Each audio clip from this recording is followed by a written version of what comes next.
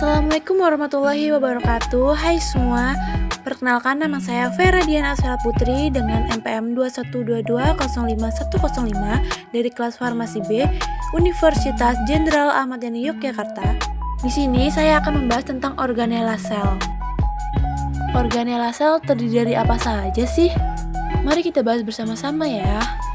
Organela sel terdiri dari biomembran, nukleus, kromosom, retikulum, endoplasma, ribosom, badan Golgi, mitokondria, lisosom, dan sitoskeleton. Yuk kita bahas satu persatu. Yang pertama ada biomembran nih. Biomembran itu apa sih?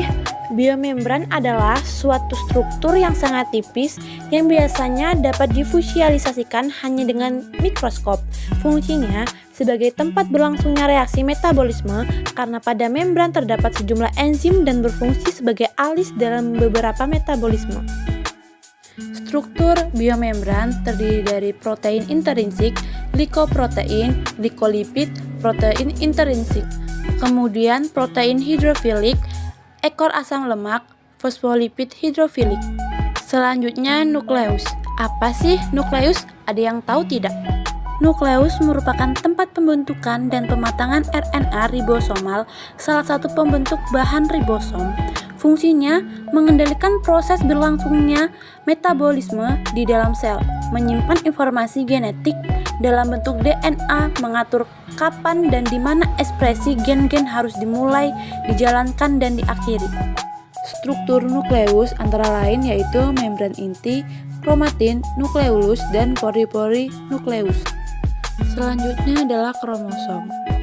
Kromosom merupakan molekul DNA panjang yang mengandung sebagian atau seluruh materi genetik. Fungsinya berperan penting dalam pembelahan diri sel dan menyimpan materi genetik. Kromosom terdiri dari telomer, kromatid identik, lengan pendek, sentomer, dan lengan panjang.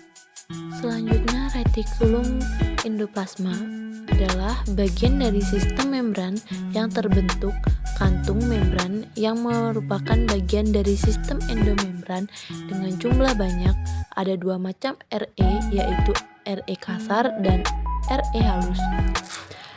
Fungsi dari RE kasar yaitu sebagai tempat sintesis protein yang akan ditempatkan di membran sel dan luar sel. RE halus tempat sintetis lipid, metabolisme, karbohidrat, dan detoksifikasi obat-obatan.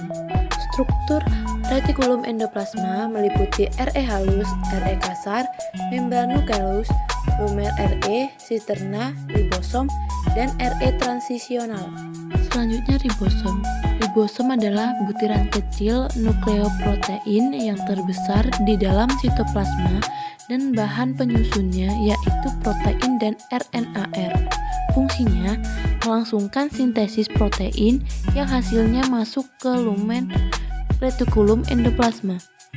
Struktur ribosom antara lain yaitu rantai peptida yang memanjang, mRNA, subunit kecil ribosom, asam amino, subunit besar ribosom, tRNA. Selanjutnya kita ke badan Golgi. Badan Golgi adalah kantung pipi bertumpu yang tersusun dari ukuran besar hingga ukuran kecil dan terikat membran. Fungsinya untuk memproses protein dan molekul lain yang akan dibawa keluar sel atau ke membran. Struktur badan Golgi antara lain yaitu bagian trans, bagian cis, ada vesikula transport pergi, vesikula transport datang, ada lumen, dan ada sisterne. Selanjutnya kita ke mitokondria. Sebelumnya, ada tahu nggak nih mitokondria apa? Mitokondria adalah organel membran rangkap yang sangat penting untuk metabolisme energi dalam sel. Fungsinya untuk tempat terjadinya respirasi seluler yang menghasilkan ATP. Struktur mitokondria terdiri dari DNA, ribosom, matrik, outer membran, inner membran, intermembran space, cristae, dan portion.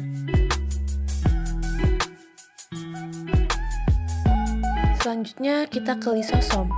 Lisosom adalah Vesikal membran berkantung yang mengandung enzim-enzim hidrolik yang bekerja pada kondisi asam.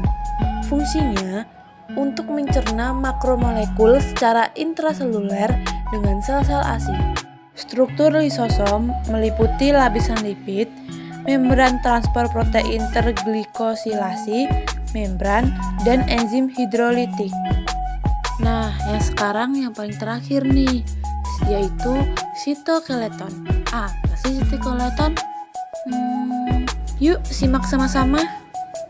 Sitoskeleton adalah rangka sel yang terdapat pada sitosol yang berupa jaringan protein filamen yang menetapkan membran plasma sehingga menyokong stabilitas bentuk sel.